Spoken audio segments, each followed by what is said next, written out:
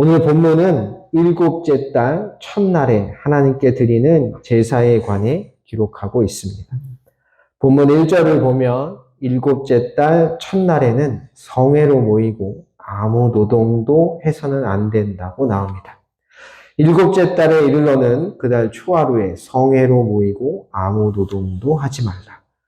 이어지는 구절은 왜 그래야 하는지 이유가 나오는데 바로 나팔을 불기 위해서입니다. 이는 너희가 나팔을 불 날이니라. 그래서 이날을 나팔절이라고 부릅니다.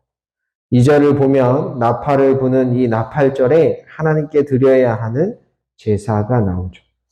가장 먼저 드려야 하는 제사는 번제인데 너희는 숫송아지 한 마리와 순양 한 마리와 1년 되고 흠없는 순양 7마리를 여호와께 향기로운 번제로 드릴 것입니다. 물론 제물을 태울 때마다 그에 따르는 소제도 함께 드려야 합니다. 그런 다음에는 순염소 한 마리를 제물로 삼아 속죄 제사를 드려야 하죠. 또 너희를 속죄하기 위하여 순염소 한 마리로 속죄제를 드리되. 하지만 이것이 끝이 아니죠. 또 드려야 하는 제사가 있습니다. 그것은 바로 매일 아침과 저녁으로 드려야 하는 상번제이죠. 여기에 더하여 이날은 초하루이기 때문에 초하루에 드려야 하는 제사도 드려야 합니다. 본문 6절이 바로 이것을 말하고 있는 것이죠. 그 달의 번제와 그 소제와 상번제와 그 소제와 그 전제 외에 그 규례를 따라 향기로운 냄새로 화제를 여호와께 드릴 것입니다. 따라서 나팔절에 제단에서 태워야 하는 제물은 매일 드리는 상번제물인 1년 된 흠이 없는 순양 2마리와 매월 첫날에 드려야 하는 번제물인 숫송아지 2마리와 순양 1마리 그리고 1년 된 순양 7마리 마지막으로 나팔절에 드려야 하는 제물인 숫송아지 1마리 순양 1마리 그리고 1년 된 흠이 없는 순양 7마리와 속죄 제물인 순염소 1마리입니다. 따라서 숫송아지 3마리, 순양 2마리, 그리고 1년 된 흠없는 순양이 총 16마리, 여기에 순염소 1마리를 태워야 하는 것입니다. 결코 적지 않는 제물입니다. 그렇다면 하나님께서는 왜 이날에 나팔을 불며 제물을 바치라고 명령하시는 것일까요? 이 질문에 대한 답을 찾으려면 나팔에 관한 이야기가 기록되어 있는 민수기 10장으로 가야 합니다. 민수기 10장 1절과 2절을 보면 하나님께서는 모세에게 은나팔 2개를 만들라고 명령하십니다. 이어서 왜 나팔을 만들라고 하시는지 이유를 총 3가지로 알려주시는데 첫 번째 이유는 이렇습니다. 그것으로 회중을 소집하며 진영을 출발하게 할 것입니다. 나팔을 만들라고 하신 첫 번째 이유는 나팔을 불어서 이스라엘 백성들을 모이게 하고 또 광야에서 그들이 움직이게 하시기 위해서입니다. 두 번째 이유는 9절에 나오는데 또 너희 땅에서 너희가 자기를 압박하는 대적을 치러 나갈 때에는 나팔을 크게 불지. 하나님께서 나팔을 만들라고 하신 두 번째 이유는 이스라엘 백성들이 전쟁을 치를 때 불게 하시기 위해서입니다.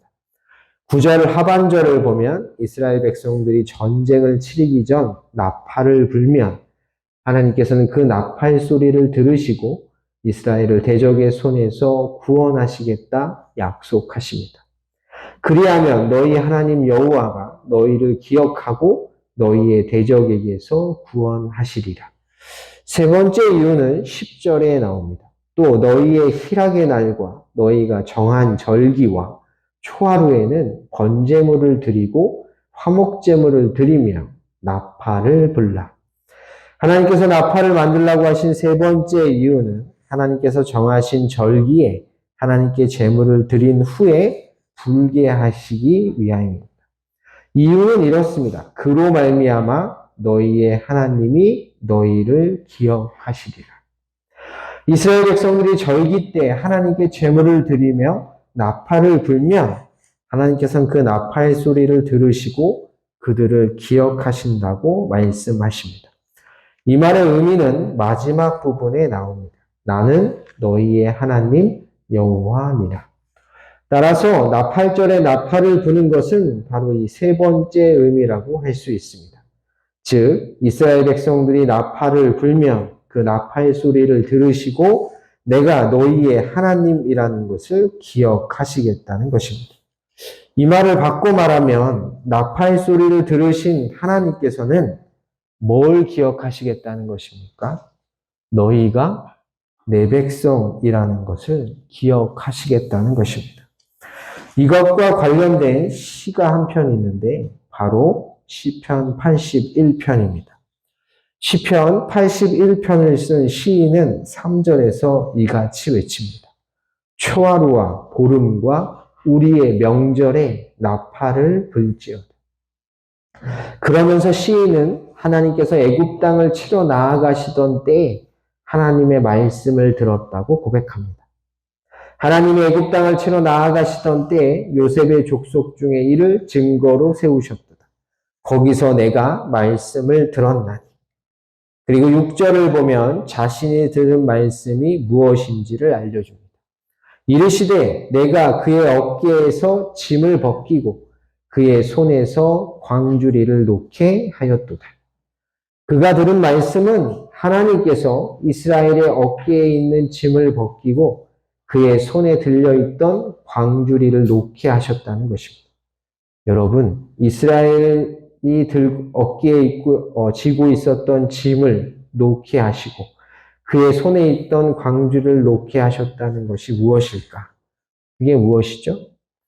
이게 출애굽기입니다. 출애굽기 1장 11절을 보면 이렇게 되어 있습니다. 감독들을 그들 위에 세우고 그들에게 무거운 짐을 지워 괴롭게 하며 그들에게 바로를 위하여 국보성 비돔과 라암셋을 건축하게 하니라.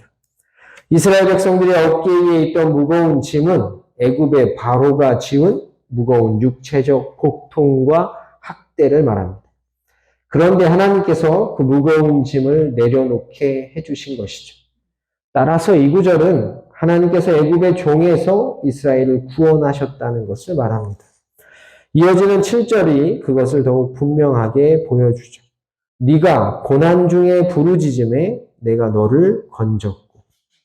따라서 나팔절에 하나님께 제물을 드리며 나팔을 불 때 이스라엘 백성들은 무엇을 기억하는 것입니까? 하나님께서 애굽에서 종으로 온갖 학대와 핍박을 당할 때 그래서 고통 중에 신음하던 자신들의 조상들을 애굽에서 구원하셨다는 사실을 기억해야 하는 것입니다. 그리고 동시에 나팔을 분다는 것은 곧 구원을 베풀어 주신 하나님만을 섬기겠다는 것을 다짐하는 것이죠.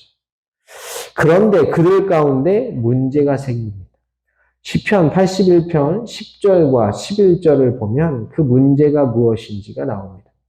나는 너를 애굽 땅에서 인도하여 낸 여호와 내 하나님이니 네 입을 크게 열라 내가 채우리라 하였으나 내 백성이 내 소리를 듣지 아니하며 이스라엘이 나를 원하지 아니하였도다. 안타까운 것은 이 시인이 말하고 있는 이스라엘의 문제가 비단 그들만의 문제가 아니라는 사실이죠. 시인이 말하는 문제는 바로 오늘을 사는 우리들, 바로 나의 문제입니다.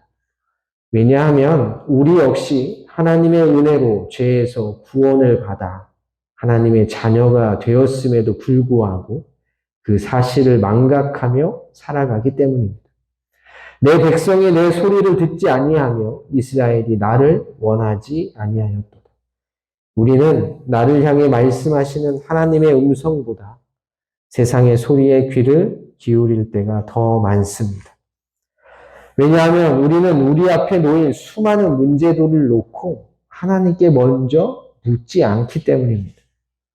설령 묻는다고 할지라도 주의 음성을 기다리지 않습니다.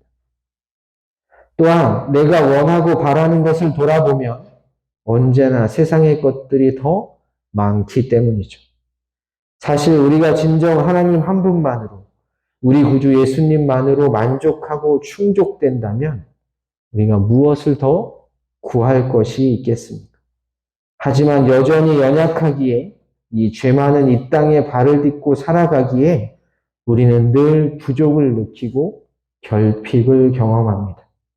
그런 우리를 향해 하나님께서 외치시죠. 내가 너의 어깨에서 짐을 벗기고 너의 손에서 광주리를 놓게 하였도다. 그러니 오직 내 말을 들으며 세상의 것들이 아닌 나를 간절히 찾고 원해라. 이런 은혜가 우리 모두의 삶 가운데 가득하시기를 주님의 이름으로 간절히 축복합니다. 기도하겠습니다. 하나님 감사합니다. 오늘도 이 새벽 우리를 불러주시고